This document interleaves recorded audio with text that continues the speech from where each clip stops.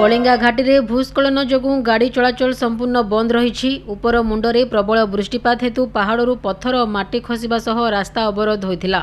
याद्वारा बहु जनसाधारण बहु असुविधार सम्मुखीन होते। सेहीपरि रास्तार उभय पार्श्व बहु जानवाहन अटकी रही। एही घटना पर प्रशासन तरफ स्वतंत्र दृष्टि दियाजिबा सह लोकंकु सतर्क करा जायछि।